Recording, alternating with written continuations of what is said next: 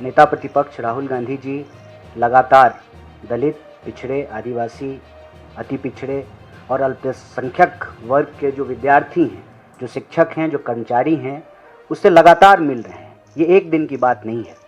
कई मीटिंगों के बाद और पिछले दिनों जब वो बिहार गए थे, दरभंगा के वेलफेयर हॉस्टल में, डॉक्टर अम्बेडकर हॉस्टल में, उसी वक्त कांग्रेस के अन्य कार्यकर्ता और नेता भी बिहार के लगभग सभी हॉस्टल को विजिट कर रहे थे। उस दौरान जो चीज़ें निकल कर के सामने आई, उसमें दो सबसे महत्वपूर्ण विषय है।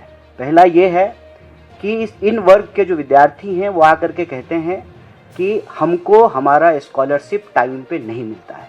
और जैसा कि हमारे साथी ने आपको बताया कि स्कॉलरशिप को अप्लाई करने की जो टोटल संख्या थी, उसमें लगातार गिरावट आ रही है। और ये गिरावट क्यों आ रही है? क्योंकि टाइम पे पैसा नहीं मिलता है और प्रोसेस को एक पनिशमेंट की तरह बना दिया गया है। नतीजा ये है कि लोग अपने अधिकार पाना ही नहीं चाहते हैं, क्योंकि उनको अधिकार मिलता ही नहीं है।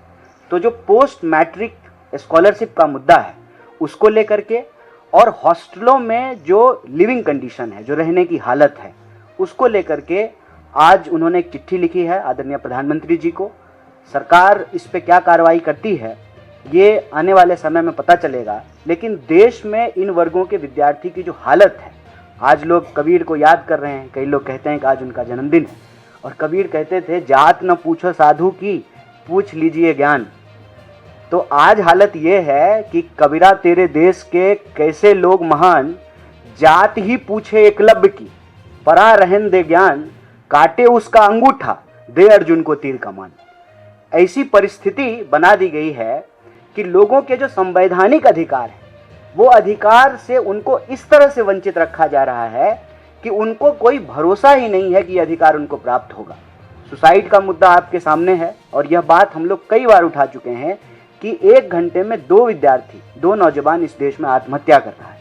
इस देश के भीतर हॉस्टलों की जो लिविंग कंडीशन है, जो सरकारी संस्थान है, उनकी जो स्थिति है, जो उनका इंफ्रास्ट्रक्चर है, स्वाभाविक रूप से उसमें गरीब विद्यार्थी पढ़ने के लिए विवश हैं।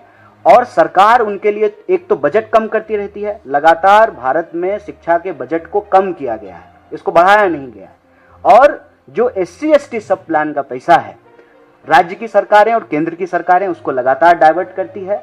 उसका नतीजा ये है कि शिक्षा जो हमारा बुनियादी अधिकार है, उस बुनियादी अधिकार से लोग महरूम रह रहे हैं, वंचित रह रहे हैं। और ये वंचित वर्ग के खिलाफ एक बहुत बड़ा अन्याय है।